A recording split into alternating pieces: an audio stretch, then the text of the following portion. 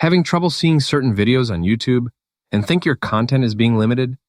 In this guide, I'll show you how to check and adjust the settings that control what you can watch. Start by opening the YouTube app on your phone and make sure you're signed into your account. Next, tap on your profile icon and go into Settings. From there, look for General Settings and find Restricted Mode.